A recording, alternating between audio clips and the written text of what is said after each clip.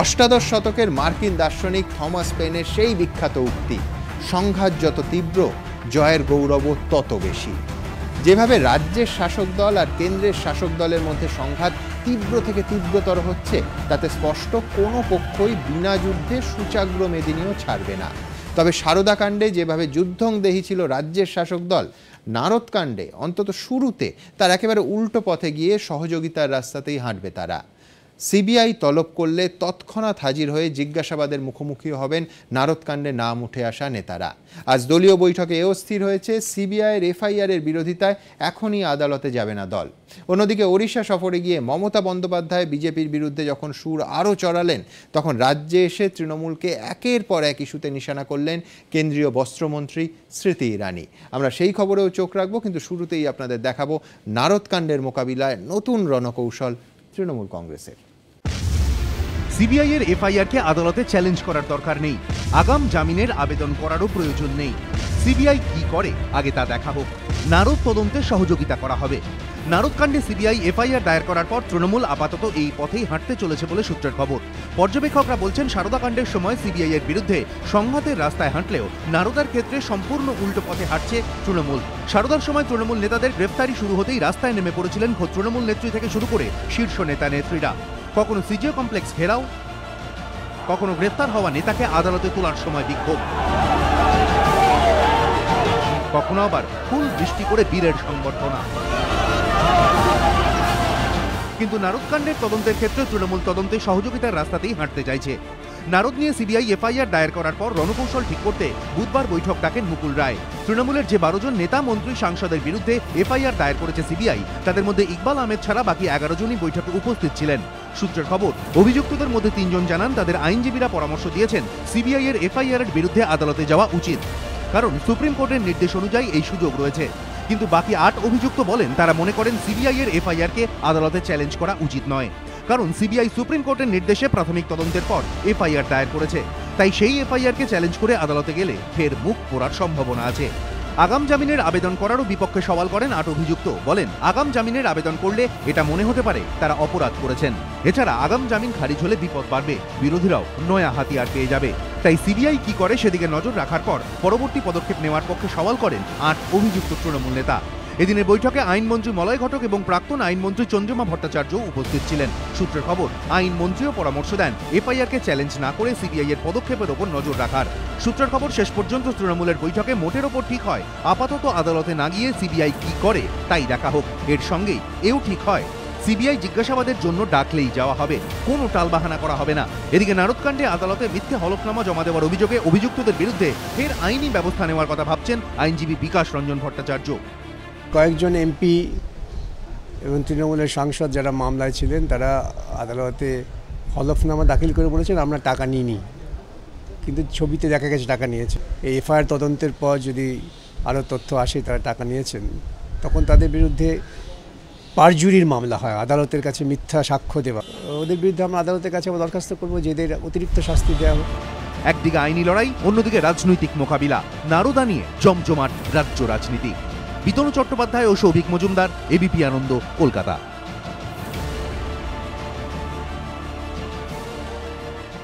দেবনারায়ণ সরকারকে দিয়ে শুরু করব। দেবনারায়ণবাবু, কোনো সন্দেহ নেই, আপনার নিশ্চয়ই মনে আছে যে এই স্টুডিওতে বারবার আমরা আলোচনা করতাম যে আদালত চত্বরে মদন মিত্রকে যখন এজলাসে তোলা হচ্ছে, প্রচুর ভিড়, পুষ্পবৃষ্টি, তারপরে সিবিআইয়ের বিরুদ্ধে স্লোগান, সিজিও কমপ্লেক্সে একাধিকবার ধর্ণা।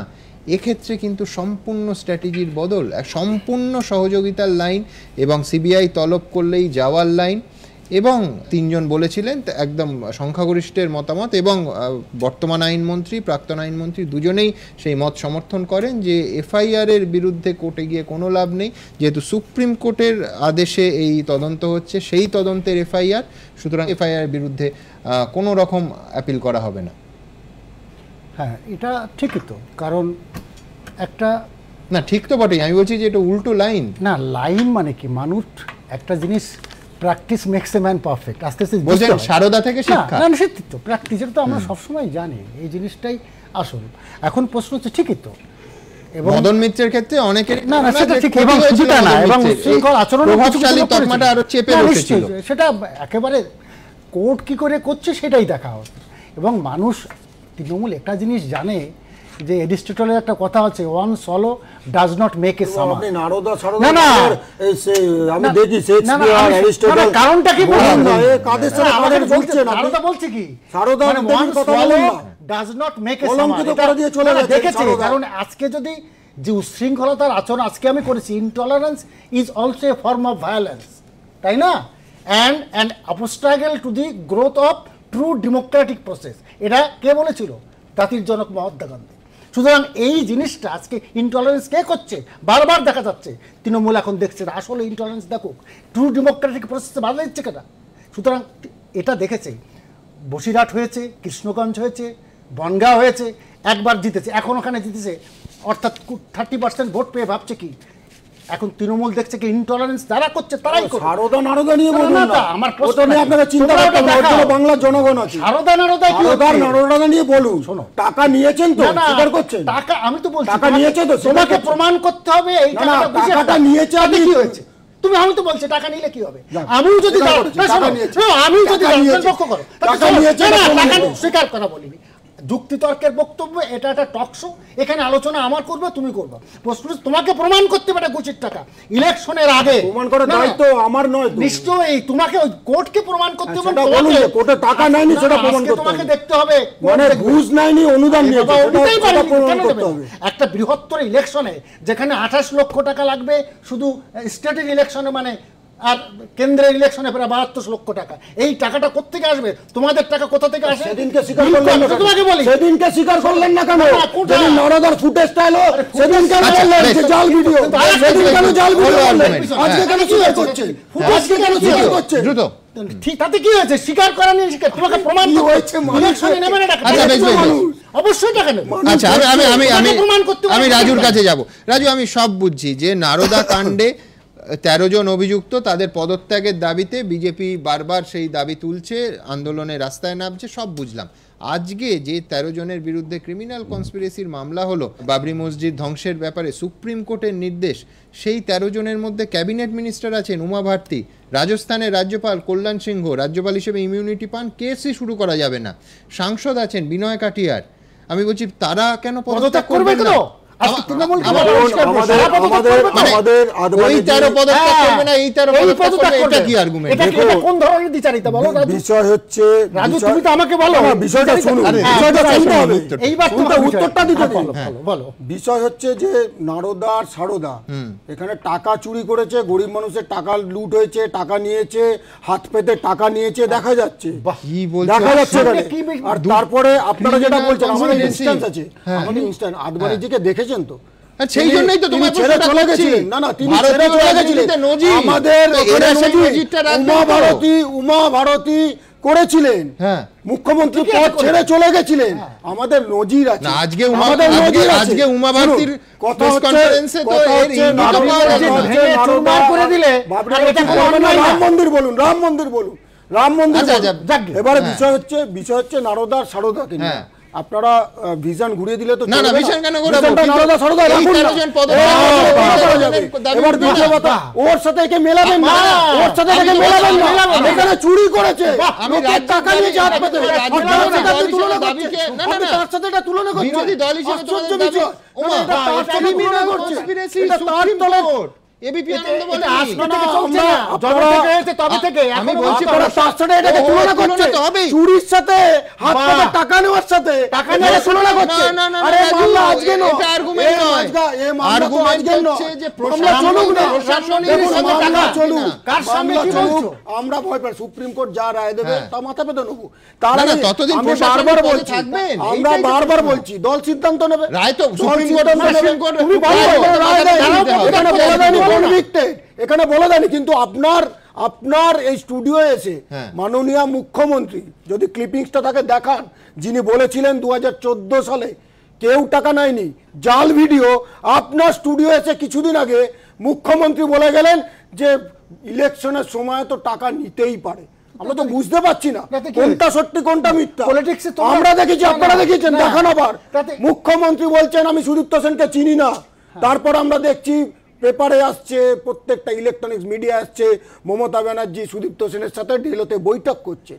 আমরা বুঝতে পারছি না না, কোনটা সত্যি, পেপারে কোনটা দেখছো, মিথ্যা। অমুক দেখছো। একবার বলছেন না, টাকা না, নিয়েছে, তাহলে একবার বলছেন টাকা নেয়নি, তাহলে সত্যি কোনটা? সুব্রত আর আপনি রায়ের সঙ্গে চেঁচাচ্ছেন, যে চোরের সুব্রত রায়ের মায়ের সঙ্গে যে প্রশ্ন দাঁড়ান, উঠেছিল, চোরের মায়ের বড় গলা, সুব্রত চোরের মায়ের বড় গলা। অনুবাদ করা যায়। আজকে স্মৃতি ইরানি কলকাতায় এসে ঠিক তাই বললেন। মমতা বন্দ্যোপাধ্যায় উড়িষ্যায় বিজেপিকে একই সুরে আক্রমণ করলেন। দেখুন, পঞ্চায়েত ভোটের এখনো বছর খানেক বাকি, কিন্তু বঙ্গযুদ্ধের তেজ এখন থেকেই বাড়ছে। মমতা বন্দ্যোপাধ্যায় যখন কলিঙ্গ থেকে বিজেপির বিরুদ্ধে রাজনৈতিক প্রতিহিংসার অভিযোগে সরব, তখন এই ইস্যুতে বঙ্গে এসে স্মৃতি ইরানির গলায় কটাক্ষের সুর। आइडियोलॉजिकल हम बीजेपी का खिलाफ है, वो भी हमारा खिलाफ है। तो खिलाफ है, इसी के लिए आप पॉलिटिकली लड़ो, लेकिन कभी कभी पॉलिटिकली नहीं लड़ते हैं, पर्सनली लड़ते हैं। হিন্দিতে একটা প্রভাব আছে, উল্টা চোর কোতোয়াল কো ডাঁটে। দিন তিনেক আগেই ভুবনেশ্বরে বসে বঙ্গ ও কলিঙ্গ জয়ের ডাক দিয়েছেন মোদী অমিত শাহরা। বিজেপির লক্ষ্য স্পষ্ট, মমতা বন্দ্যোপাধ্যায় ও নবীন পট্টনায়ককে সরিয়ে রাজনৈতিক ক্ষমতা দখল। এই প্রেক্ষাপটে বুধবার পুরী থেকে ফের একবার বিজেপি বিরোধী জোটের ডাক শোনা গিয়েছে মমতা বন্দ্যোপাধ্যায়ের গলায়। All regional party must work together for the federalism interest. পাল্টা কলকাতায় বসে তৃণমূলের বিরুদ্ধে সরাসরি আক্রমণ শানিয়েছেন স্মৃতি ইরানি। সূত্রের খবর, এদিন তিনি বলেন, কংগ্রেস তৃণমূল বহু পুরনো যোগাযোগ, তাদের মধ্যে লেনদেনের সম্পর্ক তাই ভেঙে গিয়েছে, কিন্তু এদের জন্যই আজ বাংলার দুরবস্থা। বিজেপিকে পাল্টা হুঁশিয়ারি দিয়েছেন তৃণমূল নেত্রী। जिधर में उसका नेतृत्व नहीं है और जिसमें उसका नेतृत्व है, वो अगर इधर में डिस्टर्ब करेगा तो हम क्या छोड़ देगा? हम भी उन्होंने उसका जिधर में है उधर में जाएंगे, हो जाएगा। Give and take. বিজেপি যখন উন্নয়ন নিয়ে খোঁচা দিচ্ছে, তখন পাল্টা তাদের আঘাত করতে ঘুরিয়ে ধর্মীয় মেরুকরণের প্রসঙ্গ টেনে এনেছেন মমতা বন্দ্যোপাধ্যায়। हम हिंदू में जन्म लिया है, लेकिन हम ऐसा हिंदुत्व नहीं करते हैं जो हिंदू को कलंक करता है। हम हिंदू को कलंक नहीं करते हैं, हम हिंदू को प्यार करते हैं। बीजेपी का ये तो है हिंदू धर्म को कलंक करता है। कौन क्या खाएगा क्या पड़ेगा, इसको लिए बात हमने, हमारा हम कॉन्स्टिट्यूशन मानते हैं। পাল্টা নারদকাণ্ড নিয়ে ভবিষ্যৎবাণীর সুর শোনা গিয়েছে দিলীপ ঘোষের গলায়। আগামী মাস থেকে শুরু হবে, সিবিআই ধরবে, গাড়িতে তুলবে আর ওখানে গিয়ে নামাবে।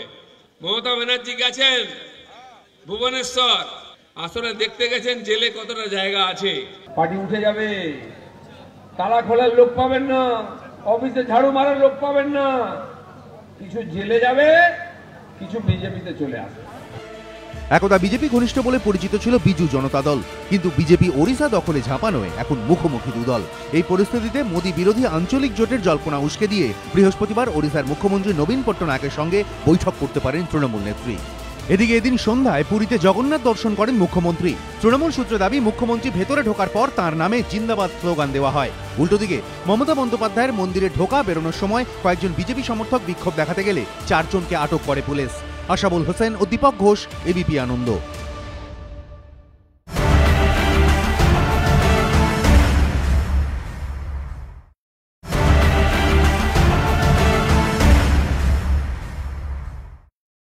সামনে পঞ্চায়েত নির্বাচন এবং গ্রামে গ্রামে সংগঠন বাড়াতে চাইছে বিজেপি। আরও একবার মনে করিয়ে দিলেন এই রাজ্যে এসে স্মৃতি ইরানি। দুই শিবিরেরই লক্ষ্য পঞ্চায়েত ভোট। দুপক্ষই কোমর বেঁধে নেমে পড়েছে ময়দানে। দক্ষিণ কাঁথি বিধানসভা কেন্দ্রের উপনির্বাচনে ভোট শতাংশ বহুলাংশে বাড়িয়ে দ্বিতীয় স্থানে উঠে আসার পর এবার পশ্চিমবঙ্গের বিস্তৃত গ্রামাঞ্চলেও জয়ের স্বপ্ন দেখছে বিজেপি। তাই বেশি করে গ্রামমুখী হতে চাইছে তারা। স্মৃতি ইরানির কথা থেকে তা আরও স্পষ্ট হয়ে গিয়েছে। সূত্রের খবর, বুধবার কলকাতায় এক দলীয় কর্মসূচিতে স্মৃতি ইরানি বলেন, প্রধানমন্ত্রীর প্রকল্পগুলিকে গ্রামের মানুষের কাছে পৌঁছে দিতে হবে। সম্প্রতি দক্ষিণ কাঁথি বিধানসভা কেন্দ্রের উপনির্বাচনের ফল যে বিজেপিকে গ্রামে ঝাঁপাতে আরও বেশি করে উৎসাহিত করছে তাও স্পষ্ট। 2016 সালের বিধানসভা নির্বাচনে দক্ষিণ কাঁথিতে বিজেপির প্রাপ্ত ভোট ছিল মাত্র 8.76%, কিন্তু এক বছর ঘোরার আগেই ভোট শতাংশ 30.97% নিয়ে গিয়েছে বিজেপি, একেবারে দ্বিতীয় স্থানে। बीजेपी का दूसरी पायदान पर आना ही जनता का धीरे धीरे उठता हुआ आक्रोश वोट के माध्यम से ये स्टेटमेंट दे रहा है कि you can not take the citizens of West Bengal for granted anymore. 2018 panchayat ভোটের আগে বিজেপি যে একেবারে মানুষের ঘরে পৌঁছে যেতে চাইছে তার প্রমাণ হলো তাদের কর্মসূচি। সূত্রের খবর, বিজেপির 10,000 নেতাকর্মী ঘরে ঘরে গিয়ে দলীয় কর্মসূচি, দলের লক্ষ্য, শ্যামাপ্রসাদ মুখোপাধ্যায় এবং দীনদয়াল উপাধ্যায়ের আদর্শ সম্পর্কে মানুষকে বোঝাবে। 15 দিন ধরে চলবে এই কর্মসূচি। পঞ্চায়েত ভোটের মধ্যে দিয়েই যে বিজেপি 2019-এর লোকসভা নির্বাচনের প্রস্তুতিটা সেরে ফেলতে চাইছে তা নরেন্দ্র মোদী অমিত শাহরা ইতিমধ্যেই স্পষ্ট করে দিয়েছেন। 16 তারিখ ভুবনেশ্বরে দলের কর্মসমিতির বৈঠকে নরেন্দ্র মোদী বলেন, দৌড়লে আর হবে না, এবার লং জাম্প চাই। এর আগে অমিত শাহ বলেন, গত লোকসভা ভোটের পর বলা হতো বিজেপি চরম উচ্চতায় পৌঁছে গিয়েছে। 2017-এ উত্তরপ্রদেশ উত্তরাংশে 3/4 আসনে জয়ের পরও বলা হচ্ছে বিজেপি এখন পৌঁছেছে চরম উচ্চতায়। ইন্ডিয়ার 31টি শরিক দল পরের লোকসভায় নরেন্দ্র মোদীর নেতৃত্বে ভোটে লড়ার সংকল্প করেছে। সব রাজ্যের পঞ্চায়েত থেকে সংসদ পর্যন্ত বিজেপির দখলে এলে সেটাই হবে আসল স্বর্ণযুগ। এরই সঙ্গে অমিত শাহ এও বলেন, এখনো বিজেপির স্বর্ণযুগ আসেনি, বাংলা, কেরল, ওড়িশায় জিততে হবে। যদিও তৃণমূল একে বিজেপির দিবা স্বপ্ন বলে উড়িয়ে দিচ্ছে। তাদের দাবি, মমতা বন্দ্যোপাধ্যায় গ্রামাঞ্চলে যে উন্নয়ন করছেন তাতেই আস্থা রাখছে সাধারণ মানুষ।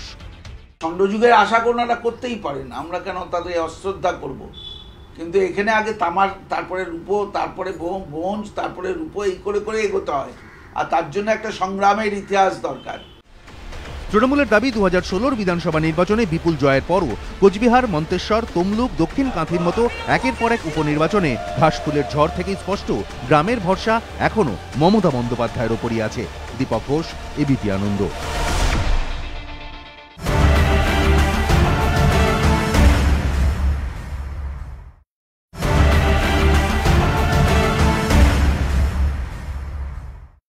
দেবনাথবাবু, অমিত শাহ বলছেন একেবারে গেরস্তের হেসেলে ঢুকে পড়বেন শিলিগুড়িতে, ভবানীপুরে।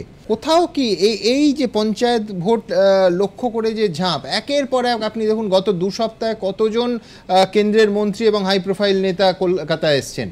কিন্তু এরা ওই মানে ওই যে বললাম one solo does not make a summer, বারবার বলছে কি, একটা পরিচয় পাখি যদি একবার আসে তাদের একটা সামার তৈরি হয় না।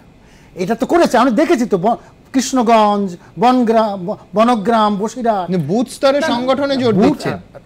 দিতে হবে, এখনো তাকে 10 বছর চেষ্টা করতে হবে। তৈরি না করতে বললে হবে না। তৃণমূল কংগ্রেসের কিন্তু 2%, তোমাদের ভোট অত্যন্ত বড় ঝাঁপ দিয়েছেন, 22% বেড়েছে, কিন্তু 2% ভোট কিন্তু তৃণমূল কংগ্রেসও বাড়িয়েছে। দেখুন, উপনির্বাচনের বিশেষ করে পশ্চিমবাংলায় যেভাবে ভোট হয়, আপনি উপনির্বাচনের ভোট, কাঠির ভোট দেখুন, 12টার পর থেকে আমাদের সব এজেন্টকে তুলে দিয়েছে। তোমাদের সাফল্যটাও ধরবো না বলছো, আমাদের 12টার পর মানুষ আমাদের সাথে আছে, আর আমরা যেদিন প্রতিরোধের জায়গায় যেতে পারবো, তৃণমূল কংগ্রেস মানে 22%-এরও বেশি কোথায় চলে যাবেন? হ্যাঁ, উত্থান। কারণ আপনি শুধু দক্ষিণ কাতি দেখলে হবে না, আপনি নোটবন্দির পর থেকে যে কটা নির্বাচন পশ্চিমবাংলায় হয়েছে, আপনি রেজাল্ট দেখুন। বিশ্বনাথ দেওয়া আছে এখানে, এখানে কুচবিহার দেখুন, করতে দেয়নি, তার প্রমাণ আছে। আমাদের কর্মীদের বেধড়ক মেরেছে, 4 জন হসপিটালাইজ ছিলেন ভোটের দিন দক্ষিণ কাতিতে। মন্তেশ্বরে কি করে বলুন তো দেবনাথ, আপনি বলবেন মন্তেশ্বরে বলুন, 6 মাস আগে নির্বাচন হয়েছে, মানে উপনির্বাচনের আগে 6 মাস আগে নির্বাচন হয়েছিল, সেখানে তৃণমূল কংগ্রেস 700 ভোটে জিতেছিল।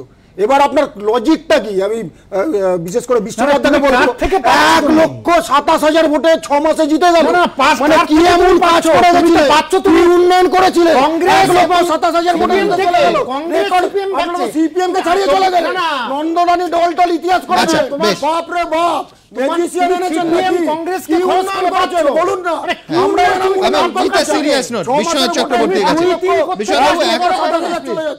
বিশ্বনাথবাবু, একটা জিনিস পরিষ্কার, সেটা হচ্ছে যে বিজেপি বুঝতে পেরেছে রামনবমী এবং হনুমান জয়ন্তীতে শুধু হবে না, এই যে হাওয়া, সেইটাকে ভোটে শেপ দিতে গেলে একেবারে বুথ স্তরে সংগঠন দরকার।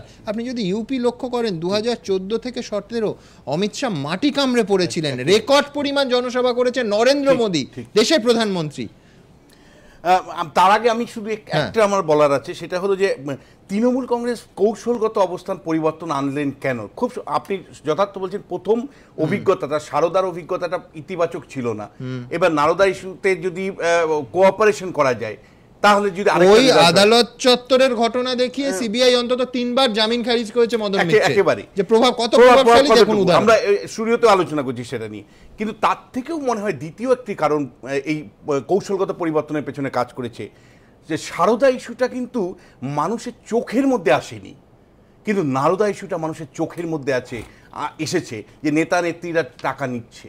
ফলে কোনো একটা জায়গায় তৃণমূল কংগ্রেসের মানে এই জায়গাটা দেবনাথবাবু বলতে পারেন, এই একই ইস্যুতে তো 2016তেও ভোট হয়েছে, তার ইম্প্যাক্ট না আমি বলছি না, আমি আদালতের জায়গা থেকে বলছি। আমি তৃণমূলের তৃণমূল যদি এটা রেজিস্ট করে সেটা অনেক ক্ষতি হবে, বরঞ্চ তৃণমূল যদি উন্নয়নের প্রশ্নে কনসেন্ট্রেট করে, তাহলে যে ধরনের বেনিফিশিয়ারি তৈরি করেছে, প্রায় দুর্বোধ্য মানে অবস্থা তৈরি করেছে, ফলে সেখানে যদি সে উন্নয়নটাকে আরো এগিয়ে নিয়ে যেতে পারে, দুর্ভেদ্য তৈরি করেছে, সেই জায়গা থেকে কন্ট্রাডিক্ট করতে হচ্ছে। দাদা, কন্ট্রাডিক্ট করতে হচ্ছে, 2 টাকা কিলো ধরে চল, আপনি বলুন 2 টাকা কিলো ধরে চাল কারা দিয়েছে? কারা দিচ্ছে?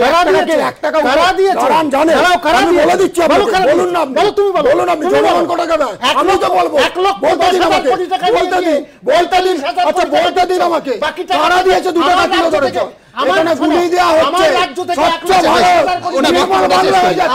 স্বচ্ছ ভারত নির্মল বাংলা। বলুন আপনি, বলুন আমার টাকা কেন্দ্রীয় সরকার 29 টাকা, আমার টাকা আজকে সারাদিনে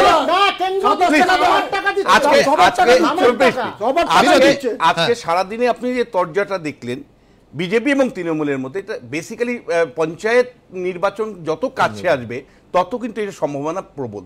কারণ পশ্চিমবাংলার রাজনীতিতে এটা আমরা ইকুয়েশন করেও দেখেছি, মানে কোরিলেশন করেও দেখেছি, পঞ্চায়েত যার লোকসভা আগামী দিনে তার বা বিধানসভা তার, কারণ পঞ্চায়েতের মাধ্যমে সুযোগ সুবিধা ডিস্ট্রিবিউশন হয় এবং প্যাট্রন ক্লায়েন্ট রিলেশনশিপটা স্ট্রেনদেনিং হয়। ভোটার তৈরি করার কিন্তু প্রধান মানে মাধ্যম যদি হয় পঞ্চায়েত ব্যবস্থা, ফলে পঞ্চায়েত হলো যে কোনো সরকার বা যে কোনো দলের কাছে জীবনী শক্তির মতন। ফলে পঞ্চায়েত যে বেশি করে দখল করতে পারবে আলটিমেটলি আগামী দিনের রাজনীতি তার নিয়ন্ত্রণে থাকবে। সেই কারণে এখানে মরণ লড়াই হয়। একটা পঞ্চায়েত দখলের জন্য কী লেভেলের লড়াই হয় আপনি জানেন। কিন্তু যে জায়গাটা আমি ধরবার চেষ্টা করছি সেটা হলো যে বিজেপি যে মানে ভোটটা বাড়াচ্ছে সেই ভোটটা কিন্তু বেসিক্যালি অপোজিশন ভোটটা। মানে আপনি যদি লক্ষ্য করে দেখেন টোটাল তৃণমূলের ভোট কিন্তু কমেনি, মানে শাসক দলের।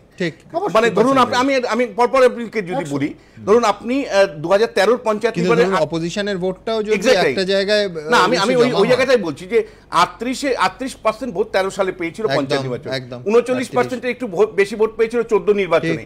তারপরে যদি আপনি 15 নির্বাচনে 44% ভোট পুরসভায় পেয়েছিল, তারপরে 45% ভোট বিধানসভায় পেল। আর এখন যে নির্বাচনগুলো হচ্ছে 50% উপরে ভোট পাচ্ছে উপনির্বাচনগুলোতে। অন্যদিকে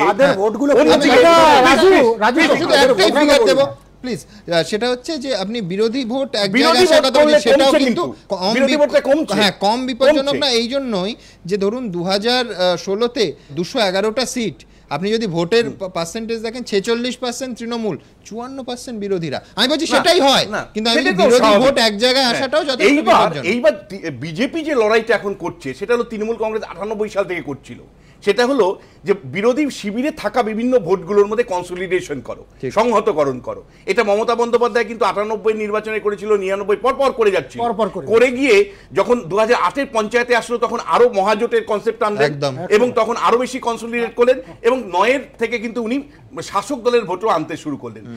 বিজেপির কাছে প্রধান চ্যালেঞ্জ হলো, যেমন আপনি বলছিলেন বুথ ভিত্তিক সংগঠনটা তৈরি করে তৃণমূলের প্রতিহত করা, ঠিক একইভাবে বিরোধী ভোটের কনসলিডেশনের সাথে সাথে শাসক ভোট থেকে আসতে পারে কিনা, আনতে পারে কিনা। আমার একটা কথা, কাঁথিতে জয়ের পিছনে লক্ষণ শেঠের একটা বড় ব্যাপার আছে। প্রশ্ন হচ্ছে লক্ষণ শেঠ কবে বিজেপিতে যাওয়ার পরে এই যে কনসলিডেট করেছে, তোমাদের জন্য কাঁথির ওইটুকু কভার গেছে না, প্রচারে যাই। লক্ষণ শেঠের একটা হোল 7 দিন ছিল, আমি লক্ষণ শেঠ একদিনও প্রচারে যাইনি, ওটা তোমাদের জন্য না। আমি বলে দিচ্ছি এই মুহূর্তে কিভাবে ঝাঁপাচ্ছে কেন্দ্রের শাসক দল দেখাবো। I would love to hear what Mamata Di has to say about Triple Talaq. 3 তালাক প্রথা তুলে দিতে তৎপর বিজেপি। এই পরিস্থিতিতে কলকাতায় এসে এই বিতর্কিত ইস্যু নিয়েই মমতা বন্দ্যোপাধ্যায়কে নিজের অবস্থান স্পষ্ট করতে বললেন কেন্দ্রীয় মন্ত্রী স্মৃতি ইরানি। রাজনৈতিক পর্যবেক্ষকদের একাংশের মতে বিজেপির কৌশল স্পষ্ট, তারা চাইছে তৃণমূল নেত্রীকে অস্বস্তিতে ফেলতে। 3 তালাক নিয়ে তিনি মুখ খুলুন বা না খুলুন তাকে হাতিয়ার করবে বিজেপি। আর বিজেপির এই কৌশলের মুখেই ধর্মীয় মেরুকরণ ইস্যুতে পাল্টা মুখ খুলেছেন মমতা বন্দ্যোপাধ্যায়। ফেসবুকে তিনি লিখেছেন, ওরা প্রচারে হিন্দুত্ব নিয়ে কি বলছে তা আমি লক্ষ্য করছি। ওদের থেকে হিন্দুত্বের জ্ঞান নেওয়ার প্রয়োজন আমাদের নেই। হিন্দু ধর্ম আমাদের সহিষ্ণুতা শেখায়। আমরা হিন্দু ধর্ম নিয়ে গর্বিত। আমরা ধর্মনিরপেক্ষ ও গণতান্ত্রিক রীতিতে বিশ্বাসী। আমরা বিভাজনের নীতিতে বিশ্বাস করি না। কেন্দ্রের শাসক দলের ঘনিষ্ঠ একটি ধর্মীয় গ্রুপ এবং তাদের শাখা সংগঠনগুলি আমার মতামত, আমার কথা বিকৃত করছে। বিভিন্ন ফেক অ্যাকাউন্টের মাধ্যমে আমার ছবি দিয়ে মানুষকে বিভ্রান্ত করার চেষ্টা করছে। बीजेपी जो तरह में पॉलिटिक्स शुरू किया है, ये पॉलिटिकल तरह नहीं हो सकता है। हम लोग चाहते हैं कि लोकतंत्र के मुताबिक ही काम हो। कोई पार्टी को कोई जगह में पार्टी ऑर्गेनाइजेशन बढ़ाना वो उसका हक है, हमारा भी हक है। রাজনৈতিক পর্যবেক্ষকদের একাংশের মতে বিজেপি বাংলাকে টার্গেট করছে বুঝে এখন পাল্টা রণকৌশল নিচ্ছে তৃণমূল। তাই সংবাদ মাধ্যমের সামনে হোক কিংবা সোশ্যাল মিডিয়া, বঙ্গ হোক বা কলিঙ্গ, পুরোদস্তুর আক্রমণাত্মক মমতা বন্দ্যোপাধ্যায়, পাল্টা সমান আক্রমণাত্মক বিজেপিও। তাৎপর্যপূর্ণভাবে দক্ষিণবঙ্গে বিজেপির বুথ চলো কর্মসূচির উদ্বোধন মমতা বন্দ্যোপাধ্যায়ের কেন্দ্র ভবানীপুর থেকে করতে চলেছেন অমিত শাহ। পর্যবেক্ষকদের একাংশের মতে মমতার কেন্দ্রে মোদীর প্রধান সেনাপতির কর্মসূচি শুরু করা থেকে একটা জিনিস স্পষ্ট, তারা এবার মুখোমুখি লড়াইয়ে ঝাঁপাতে চাইছেন। ভারত সরকারের প্রকল্পগুলো, প্রধানমন্ত্রী মোদীজির যে প্রকল্পগুলো, সেগুলো মানুষের কাছে পৌঁছে দেবেন। বর্তমান রাজ্য সরকারের দুর্নীতির কথা তুলে ধরবেন। 25 তারিখ শিলিগুড়িতে বুথ চলো কর্মসূচির উদ্বোধন করবেন অমিত শাহ, ভোটারদের বাড়ি বাড়ি যাবেন। 26 তারিখ তিনি মমতা বন্দ্যোপাধ্যায়ের কেন্দ্র ভবানীপুরে কয়েকজন ভোটারের বাড়ি যাবেন। 27 তারিখ রাজারহাটের গৌরাঙ্গপুরে কয়েকজন ভোটারের বাড়ি যাবেন বিজেপি সভাপতি। অর্থাৎ একেবারে হেঁসেলে পৌঁছে যেতে চাইছেন অমিত শাহ। বিজেপি বলছে এটা তাদের জনসংযোগ কর্মসূচি। তৃণমূলের পাল্টা দাবি, বিজেপি আসলে সাম্প্রদায়িকতার বীজ বপন করে ভোট বাক্সে ডিভিডেন্ড তুলতে চাইছে। এই ইস্যুতে বুধবার বোলপুরে শান্তি মিছিল করে তৃণমূল। শান্তির মিছিল, এখানে কোনো তরবারি নাই, কোনো অস্ত্র নাই। আজকে মানুষকে পরিষেবা দিলাম, মানুষকে বললাম বীরভূম জেলার মানুষ শান্তিতে থাকবে। পাল্টা সারদা নারদ থেকে অস্ত্র মামলা, নানা ইস্যুতে তৃণমূলকে মিথছে বিজেপি। नैतिकता तो यही कहती है कि अगर मामला दर्ज हुआ है तो उनको इस्तीफा देना चाहिए। दुर्भाग्य से आज वो ये कहती हैं कि जब तक दोष साबित ना हो जाए तब तक वो दोषी नहीं है। এখন উনি সব জায়গায় বিজেপির ভূত দেখছেন, সেই নিজেদের মধ্যে মারামারি করে কর্মীরা মারা যাচ্ছেন সেটাও বলছেন। এফআইআর হচ্ছে ওনার পার্টির লোকের বিরুদ্ধে, উনি ওনার কর্মীরা আমাদেরকে দোষ দিচ্ছেন। তো বিজেপির কাজ করছে, রাজনীতি করি আমরা হিংসাও করি না। বুধবার কলকাতায় এসে স্মৃতি ইরানিও দলীয় নেতাকর্মীদের বলেন, ইউনিভার্সিটি ইনস্টিটিউট হল, গিরিশ মঞ্চ আমাদের সভা করার জন্য দেয়নি। তৃণমূল ভয় পেয়েছে, মিথ্যে মামলা দিয়ে ভয় দেখানোর চেষ্টা করছে। আপনারা ভয় পাবেন না, কেন্দ্রীয় নেতৃত্ব আপনাদের পাশে আছে। সব মিলিয়ে তৃণমূল বিজেপি লড়াই দিনে দিনে আরও জোরালো হওয়ার ইঙ্গিত স্পষ্ট। দীপক ঘোষ, এবিপি আনন্দ।